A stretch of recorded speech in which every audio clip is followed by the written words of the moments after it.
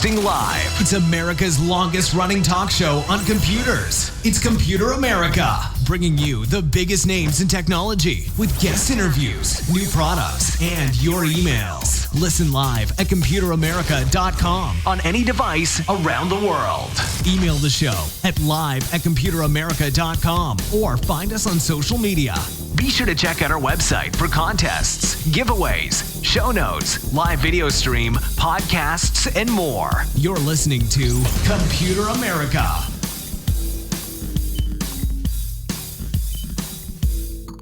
Hello and welcome everyone into the Computer America Show. We are the nation's longest running, nationally syndicated radio talk show on computers and technology. And everyone, how you doing? Welcome back. This is just coming back from one of our previous shows, being our CES 2026 Roundup. Very fun. Go ahead, give that a listen. We did that with Calcopia, Nathan Evans, and Herman Exum. If you want to check them out, they always help us cover the event, and it was a lot of fun. It was a heck of a show, and go ahead and check it out. It's we try to keep it short, so it's only an hour and a half. So as you please. With that being said, welcome into Computer America. Today, though, we have the one, the only Mr. Ralph Bond. He is our science and tech trends correspondent, and he'll be joining us here in just a moment to talk all things, well, science and tech trends. And surprised to say that it's good news, may not be surprised for returning listeners, but given the news cycle, hey, this is always a welcome break, a way to introduce the weekend on an upbeat note. So with that being said, computeramerica.com is where you will find everything, including other shows, this show, all shows that we do here, as well as on all podcast distributions. There we go. Hard to say. I had a wisdom tooth plucked out. They just kind of held me down with like one of those dog, kind of poles, and they just ripped it out of my mouth. It was fun. So everyone, computeramerica.com, right up at the top, we have the Ralph Bond section, which are all of Ralph's segments in particular. So if you want to go back and check out some of the others, they're very, very future-proof because they're so advanced. computeramerica.com. And of course, the show notes. We'll talk about the show notes here in just a minute, but let's go ahead and get Ralph on and start having fun. So once again, he is our science and tech trends correspondent. Ralph Bond, welcome back. How you been? I'm doing great. And hey, by the way, regarding wisdom teeth, wow, I sympathize in a way, but I don't, because I still have all my wisdom teeth. And every time I'm dealing with a hygienist or a doctor, a dentist, they go, "Dude, your mouth is so big. I can't believe you still have all your wisdom teeth." And I said, "My wife can tell you how big my mouth is, so that's no problem anyway." But I'm sorry you had to go through that, but oh well, at least it's over. Yeah, at least it's over. It was, turns out, if we're sharing weird tooth facts, one never grew. I guess that's pretty normal. But yeah, one never grew in. The other one was all wonky. But yeah, feeling better, feeling good, and just ready for today's show, Ralph, because it's I was saying a little bit before the show, just coming off of our 2026 CES recap. Right. You introduced last time we did a show, a story here or there about CES as well. Always a fun event, and just wanted to highlight the show that we just did, but also I thought it'd be fun to kind of introduce the show. You know what, Ralph? Let's go ahead and talk about Throne real quick, and then we'll do our usual opener. So, sure. For everyone out there, just to give you a little hint of what CES 2026 was, the answer was physical AI. It was physical robots in your home. It was AI in products that you could use, and AI in products that you're going to be able to just buy off the shelf and start using right away, Ralph. Because I've been hearing a lot of people say, AI is everywhere. Microsoft is built into everything. Apple's building it into everything. Browsers are building it into everything. But to actually find a legitimate use for it, that's a little bit harder. Ralph, you kind of have to go out of your way. I don't know if you've worked AI into your day-to-day schedule, but it's not the easiest thing to kind of work into, your life if you don't really have a purpose for it. So true. Yeah. So with that being said, I want to introduce people just one little product that we did see out at CES. Yes. And that was this one. If you're watching the video portion, you can see myself, Ralph, and you can see a toilet bowl. So you think, how advanced can AI get? Well, the answer is something like this. This is a product you'll see out there. And yeah, it tracks your gut health. But instead of, colonoscopy, going in whatever direction to see it. Ralph, this one is this little doodad here on the side of the toilet bowl. And I'll be darned. It's a toilet. Wow. It's a camera that faces into the toilet bowl, and it tracks how your bowel movements are going. It has leaderboards on an app that it connects to. It gives you gut health. You can see here, it gives you a percentage of your hydration. Ralph, this thing is a camera for your toilet, and it tracks it all. Fun stuff. Well, seriously, that could be useful for long-term care institutions or homes, if you will, and other things like that, where you have a particular patient that has a need for this kind of tracking. I could see that. Yeah, no, it's definitely one of the, and even on this show, we talk about trends. It's just kind of healthcare, but adding more data points and like this continuous monitoring instead of like waiting for you to walk into the emergency room going, I haven't gone to the bathroom in 18 days. And they go, okay, you're in trouble. But no, something like this could be helpful for those who, have a need. It's just, I think, Ralph, on Computer America, we had the conversation before of, how comfortable are people with, things like digital assistants in their home, cameras in their home, microphones in their home. And now we have evolved that conversation to the point where, hey, pay us $400 and we'll put a camera in your toilet. That conversation, I think, has been conquered. I think people are comfortable enough with technology. I think. Yeah. So anyways, just a fun little sneak peek. We talked about that and many more, not so ridiculous. And again, it has a legitimate use. It's just, I just think it's hilarious. But no, we talked about all kinds of things on our show. Check it out, Computer America. Now, with all that being said, Ralph, let's go ahead and introduce the folks to our segment and what we try to do here with Ralph. Yeah, there you go. Well, what Ben and I do every Friday, and by the way, if you're listening to us and you're brand new, welcome, of course. And if you're listening to us as a podcast, please come out to computeramerica.com and get the link to see the video that's going to be posted on YouTube, because like the story that Ben was just talking about from CES about that toilet technology, you can see what we're talking about and get the links. Same for this show today. But what Ben and I do every Friday is highlight 4 articles that show us key trends and developments in all things science and tech, including, of course, artificial intelligence, but robotics, medical technology, sustainable energy technology, transportation advances, agricultural tech, construction tech, space research, physics, on and on and on. But most important of all, and here's a key that Ben alluded to at the beginning here, we're going to give you hope for a better future, thanks to amazing breakthroughs happening every single day in the world of science and technology. Yep. And I think this show, just kind of browsing through, what is that we're looking at, it has a lot to do with space, air, aeronautics, all that kind of stuff. Going to be a high-flying show where we're going to start with, well, and actually just in the news this week, Ralph, there was, of course, the astronauts that had to make an emergency, come back to Earth schedule, which, kind of disappointing, I'm sure, for the astronauts, but at the same time, amazing that they have plans. They plan so meticulously, but they still plan for, hey, we got to get this person back here within hours, and they can still make it happen. Space, aerospace, always impressive what NASA can do. But hey, check out this one. This one is not so much NASA, but it is still space. So story number 1. Yeah, so story number 1 is a really good example of a trend-oriented story. This comes from extremetech.com. Headline: very low Earth orbit satellites could be the next frontier in satellite technology. So this is talking about early interest in this thing and activities by different companies and government agencies looking at this. And let's get into this story and explain what we're talking about.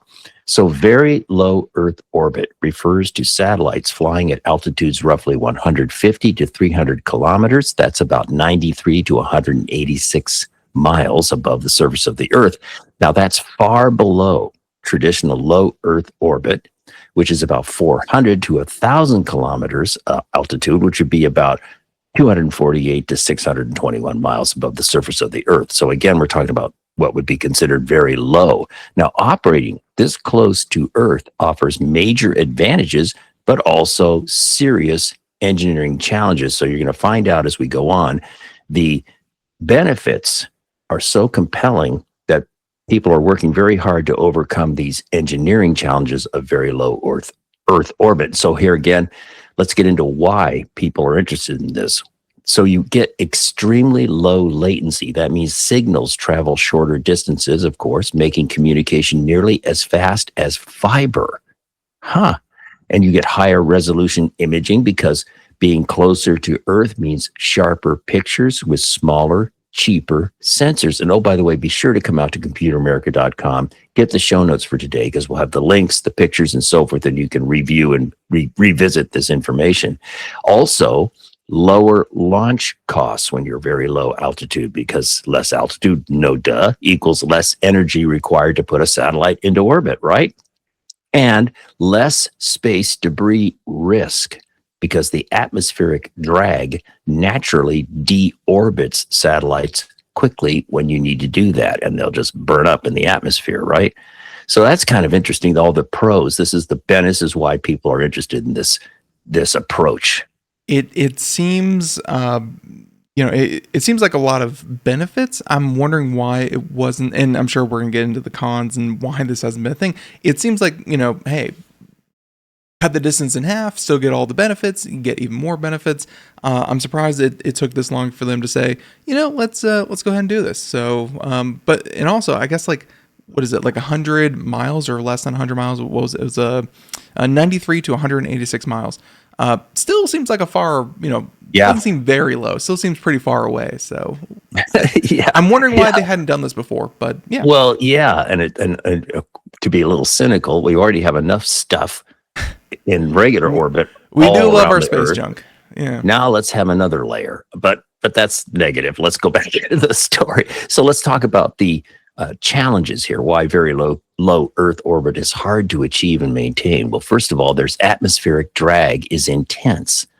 Satellites slow down and fall unless they constantly counteract that drag, and we'll talk about how they're going to do that right now. This, in turn, requires new propulsion technology. So they're looking at electric propulsion, air-breathing engines, or aerodynamic shaping to help overcome that atmospheric drag. And in the show notes, folks, if you come out, computeramerica.com, get the show notes, I insert little side notes. When I don't know something, I go, wait a minute, what's an air-breathing engine? What's that all about? I have a little insert. You can read that and get some information about that. So materials also must withstand something called atomic oxygen. The upper atmosphere is chemically harsh. Who knew? And again, in the show notes, if you want to know what the heck is atomic oxygen, because I went, what's that? You can learn that in the show notes. Now, one of the things, though, about this in terms of the cons or challenges, shorter satellite lifetimes. Even with these propulsion technologies or aerodynamic shaping and so forth, staying aloft is harder in low Earth orbit than in traditional orbit. So there's some significant challenges, but the benefits, again, seem to outweigh those challenges. You could even spin that last one as a kind of benefit because, Ralph was just talking about space debris. Space junk is definitely a big problem, and, there are lots of companies trying to figure out how to, solve it. But Ralph, it seems like making it harder for it to stay up there might actually be a benefit because, hey, it seems like it'd be easier to bring it back down, not leave it up there. So yes. Yeah, that's true too. And again, to recap why companies are interested: ultra-fast broadband constellations, high precision Earth observation, military reconnaissance with near real-time refresh, and cheaper disposable satellites that don't clutter orbit. That's interesting. And then there's and just again to bring a this week headline into this, not going to get into everything that's happening in, was it Iraq or Iran? Just to show you how much I'm really keeping track of this, Ralph. Iran, yeah, but Iran, but it's to the effect that the government there shut down the internet for like 3 days. And I think there's even like elections somewhere going on in like somewhere in Africa that are doing something similar. But yeah, just having, Ralph, an internet installation or constellation up there so that, hey, at least the the ability to spread and receive information is never cut, because it's a satellite, kind of thing. That sounds pretty good for people, always having internet access, always being able to call for help, always being able to share your location if you so choose. Sounds pretty good to me. So Yeah, a lot of benefit to it. absolutely. And to kind of wrap this first story up, a growing number of aerospace companies and research groups and governments, by the way, are exploring very low Earth orbit satellites as the quote unquote next frontier after low Earth orbit mega constellations like Starlink. And there's a list in the show notes of all the different companies and government agencies interested in this. I'll just highlight two. China has a big program, gee, no surprise, and our own DARPA, our own military research organization, is looking at this as well. So come out to the show notes, check it out. Yep. And then if you're watching the video portion, that picture there is of Redwire. Redwire is another company that there you go. happens to be doing it as well. So lots of different activity there. And yeah, Ralph, I mean, honestly, with I think a lot of these companies being able to do what they do kind of comes down to Blue Origin, SpaceX, all these other private enterprises being able to send stuff up into space. Space junk we'll worry about at some point. Someone is thinking of a solution for that, and it's not going to have to be me, thank goodness. And we'll figure that out. But still, amazing story number one. And hey, maybe internet, maybe if you're on the Verizon network, maybe satellites will have you backed up. We'll see. Oh yeah. So with story number one down, let's go ahead and move on to story number two. And it's not quite low Earth orbit, but it's, Boeing trying to figure out how to make their planes better. And that's something Boeing can work on. Yeah. So let's go ahead and, I guess I say not low Earth orbit. It's also NASA. So NASA and Boeing. Ralph, let's talk about efficiency. Yeah, this is a great story, and this reminds me and should remind us all the benefits of NASA. If you think of NASA just being astronauts in space or trying to go to the moon again or whatever, and putting rovers on Mars, all that's great, of course. But NASA also does stuff that can really impact our lives here on Earth. And this is a good story. This actually comes from NASA's website. Headline: NASA and Boeing test how to improve performance of longer, narrower aircraft wings. And you really need to see the pictures and the show notes and the videos and so forth to see what they're up to with these very curious looking wings and different design ideas. So let's get into the story here. NASA and Boeing are collaborating on a new generation of longer, thinner, more flexible aircraft wings designed to improve fuel efficiency and provide smoother flights. These high aspect ratio wings reduce drag, but introduce new engineering challenges because they can bend more easily and are vulnerable to gust loads, maneuver loads, and dangerous vibration phenomenon called flutter. That's the set of challenges. To address this, NASA and Boeing built a large-scale 13-foot wing model with 10 independently controlled surfaces along the trailing edge. This is a super high-tech wing. And by the way, just watching the video, Ralph, I can imagine the plane going through this flutter effect that you're talking about, which is just illustrated perfectly in the video that they kind of show there. And I can imagine the plane landing and saying, "And boy, are my arms tired." Like it's, flutter's a real thing. It's crazy. Yes, that's true. And what Ben is showing in the show notes here is the testing area at NASA's Langley Transonic Dynamics Tunnel in Hampton, Virginia, one of the few facilities capable of handling such large, flexible models. And what the test focused on? Well, it focused on reducing the impact of wind gusts, managing wing loads during turns and maneuvers, suppressing flutter, which is really shown in the video, which can cause catastrophic wing failure. And here's what they found. The new control system significantly reduced wing vibration during gust simulations. And I inserted a little bit into this story because the author assumed you're an aeronautics expert and so forth. And I wanted to understand, what is this control system? Well, the control system NASA and Boeing are developing for high aspect ratio wings is fully computer-based, using embedded sensors, real-time processors, and multiple small mechanical actuators inside the wing to continuously adjust its shape and response during flight. Whoa! The systems transform the wing from a passive structure into an actively managed, dynamically stabilized aerodynamic surface. And there's even a chart I inserted into the show notes that kind of highlights that or outlines that. Isn't that, Ben, a super smart wing? Wow.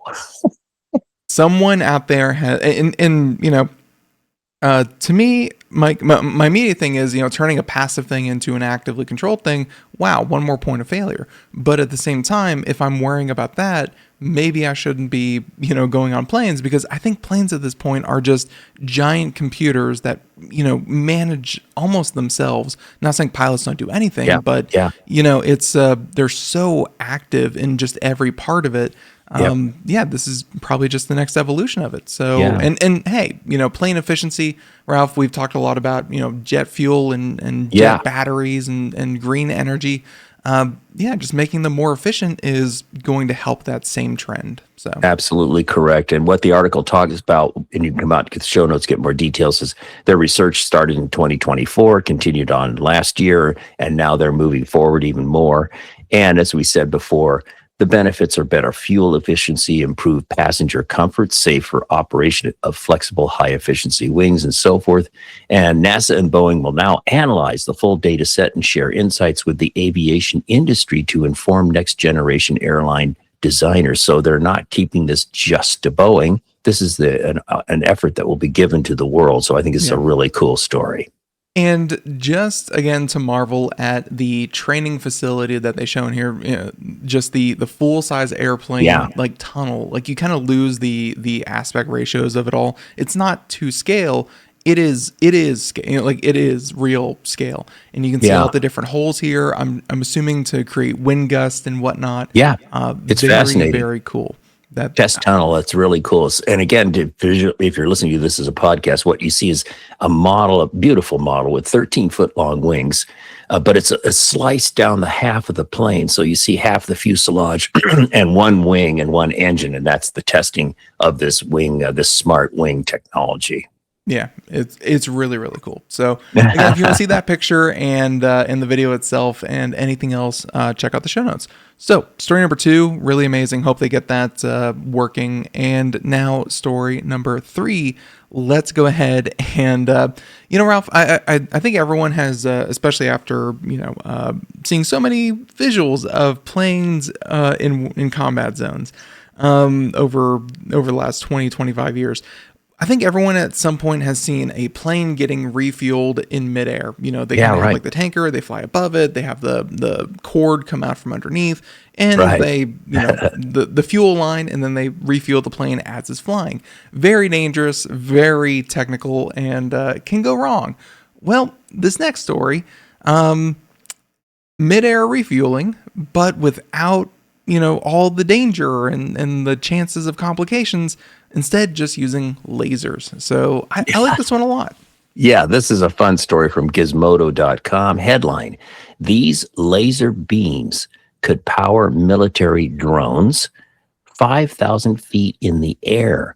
So there's a lot of, Ben, you know from our past shows, that using laser beams to transmit energy, which in turn could be used to create electricity and so forth, is something we've talked about. Here we're talking about in flight, up to 5,000 feet up in the air, being able to transmit energy and make electricity for a drone that's in the air. I mean, wow. We've seen drones with solar panels on the wings and stuff like that to make perpetually flying drones and so forth. This is kind of in that family of technologies to make perpetual drones, as it were. But anyway, when a drone runs low on battery, they either fly back or just drop out of the air. How well I know from the little drone I got for Christmas. But a new technology might just allow drones to recharge while in the air.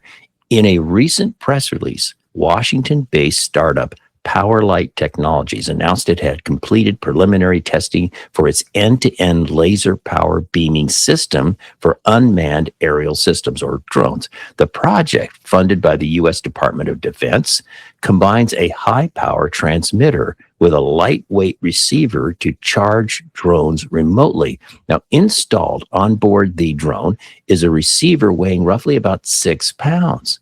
And that uses laser power converters to detect lasers and convert them into electricity. An additional control module helps establish communications with a ground station. And you know what, Ben? One of the things that I do again is, I scratch my head and I go, wait, how does a laser create electricity? I don't get it. Well, insert a laser beam becomes electricity through specialized photovoltaic cells designed to absorb laser light, very similar in spirit to how solar panels absorb regular sunlight, but tuned for a single precise wavelength. So you're basically, the laser's going up to this special photovoltaic panel designed specifically to deal with that laser beam and in turn create the electricity. So that's how that's done. And again, the article assumes you know this already. That's why I inserted it into the show notes. Makes sense. Yeah, it does. And in the most recent test, the system successfully transmitted lasers to aircraft flying up to 5,000 feet.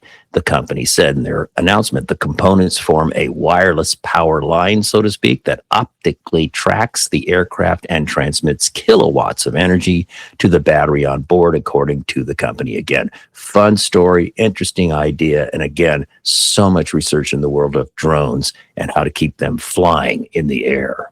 Yeah, if you don't have to bring them down, I mean, you could use less of them and they can keep doing their job for longer. Very, very cool technology. Good point. So, yeah, and, you don't need the infrastructure. So, as always, Ralph, we like to go to the example of search and rescue and whatnot. Yes. And, disaster recovery. Something like this makes a lot of sense. Of course, we're getting a lot of military-esque stories today, but still, this can have great benefits for everyday people. So, there you go. Story number 3, story number 4. And the picture says a lot and almost nothing at the same time. So highly encourage people to come out to the show notes and see the picture for themselves. Because, Ralph, it says smaller than a grain of salt. And that, like, if you really think about it, that includes a lot of space, because there's infinitesimally small, and then there's the grain of salt, and there's everything between that. This is so small. It's crazy. It is crazy. It's hard to believe it's possible or real. But this story comes from scienceblog.com. That's a fun outlet, by the way. Headline: robots smaller than salt grains can now think for themselves. And there's so much more too than even that headline alludes to. So researchers at the University of Pennsylvania and the University of Michigan have created the world's smallest, fully programmable, autonomous robots, each smaller than a grain of salt and capable of sensing, decision-making, and self-propelled movement. And I'll qualify this: in a liquid environment. So the movement is talking about in a liquid environment. We'll explain that more. Potential applications, and this is why, by the way, I forgot to mention that usually, folks, our 4th story every Friday has something to do with medical technology. And this one has more possibilities than just medical, but the 2 medical things related to this announcement are monitoring individual cells and medical diagnostics. But other things could be performing microscopic assembly and environmental sensing. So this technology has a wide range of possible uses. Monitoring individual cells, like that is, it's insane. Very accurate sensors. That's crazy. Incredible.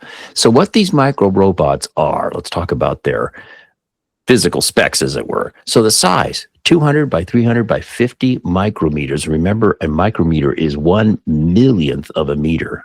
What? And what's on these little guys? Onboard computer, sensors, solar power, and propulsion system. What?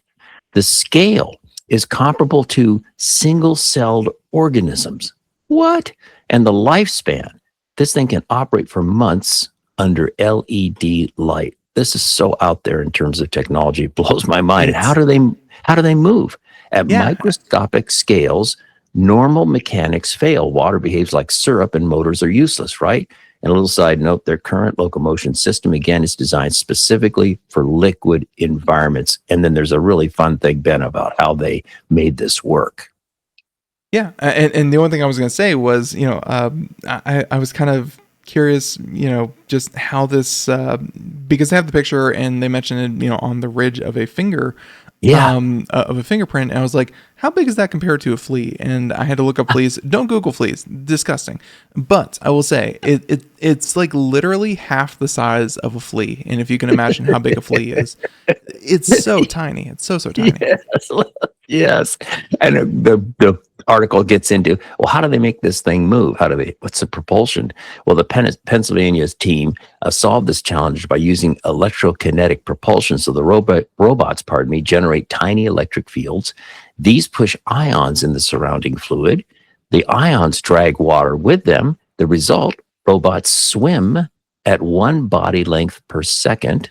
Now they're tiny, so that's not a great deal of distance, but 1 body length per second. And so there's no moving parts and extremely durable. And then there's more details here from the Michigan team on how these things think, how they do computational stuff. They're designed an ultra low power computer that runs on just 75 nanowatts from tiny solar cells. What? And here's what they did to fit the computational capabilities into such a small space. They built radically compressed instruction sets. Programs can perform complex tasks with single commands. Robots have a few 100 bits of memory, and they can sense temperature within 0.33 Celsius. That's about 32.6 Fahrenheit. And they respond by changing movement, even dancing to transmit data. There's so much more going on. Again, we're giving you the highlights. If you want to really understand more, come and get the original article. And there's so much more in the show notes here about how they do programming and coordination. The robots can be programmed using light pulses. Each robot can have a unique address, and multiple robots can operate together with different roles. That's another area of robotics. Team, collaborative, swarm robotics is a big thing these days. And why this matters? Well, this breakthrough solves a decades-old challenge, making true autonomous robots below 1 millimeter. And researchers estimate, oh, you're going to love this, Ben. Researchers estimate that mass production could bring the cost down to about 1 cent per robot, opening the door to widespread real world use. Can you imagine? What? This whole thing is so unbelievable that before the story, Yeah. I did not think something like this was even possible. And now I'm like, maybe those microchip and vaccine people, maybe they knew something I didn't. I don't know. This is so incredible that it seems so futuristic, and yet, and don't get me wrong, this is obviously, Penn State, like you said, Michigan, many different reputable universities. This is very kind of academic scholar level research. And research. Yeah. Early research, folks. Yeah. But yeah, to find a use for these, you could just imagine, this could help in, so many medical ways, so many environmental ways. I don't know. And Ralph, just the fact that they can even get it to move with no moving parts is itself quite a feat. So it's unbelievable. There you go. Very, very incredible. And again, the picture really says it all. Yes. Just about the scale of it all. So check that out. Now, if you are following along at Computer America, and you can, of course, see all of the different stories there by the time that you hear this, you can find the show notes up on the site. Well, you may notice there are more stories. We're going to wrap it up here because we try to keep the show a bit more condensed for ease of listening. And there are other stories, though, that show honorable mentions. And these are stories that are just as good. They deserve your attention. You should come out to computeramerica.com. Find these at the bottom of the show notes, and you can even read more. Ralph includes links to all of them. But yeah, these are just more stories that are very, very cool and you should see. So Ralph, let's at least give them the headlines and then come out to the show they can come out to the website to find out more. Absolutely. We have 4 honorable mentions. That's our usual pattern. First one from MIT News, their news website. Great one. Headline, new 3D chips could make electronics faster and more energy efficient. That's a good one. Check that out. Next one comes from interestingengineering.com, one of my favorite go-to sites. Robot achieves 0.053 millimeter micro precision in the world's first robotic cataract surgery. Oh, that's interesting. Very cool stuff there. Robotic surgery is such a big field right now. Next one comes from IEEE Spectrum. Headline, this soft robot is 100% edible, including the battery. It's designed to feed medication. This is so bizarre. Designed to feed medication to wild boars. It was part of a research project, but you can eat it too. And if you come out to the show notes, it's cute. It looks like a gummy bear. They had fun with the GIF for sure. Yes. Oh, yes, that's true. And it's cute. It looks like a gummy bear. And here's the last one for this week from techexplorer.com. Headline: research shows how coffee waste could be used to clean contaminated water. I use spent coffee grounds. I put them in a bucket and I put them on my lawn. Grass loves it. But anyway, this is a fun story about coffee. Yep, there you go. And it looks tasty too. It looks like a bunch of brownies. So, ladies and gentlemen, all those stories and more you can, of course, find again on the website. Ralph, great collection of stories. And yeah, I think with that, we're going to go ahead and kind of wrap it up. So if you want to find out more, computeramerica.com, as always. And if you come out to if you come out to the website, which you can see right here at the top, if you're watching the video portion, you just click Ralph Bond. And these are the latest stories and all of the previous stories as well, right there. You can check it all out. So with that being said, Ralph, I want to thank you so much for doing this as always. And ladies and gentlemen, if you want to find more, computeramerica.com. And until next time, have a great weekend, do something fun, and we will catch you here. So until then, have a good one. Bye, everyone.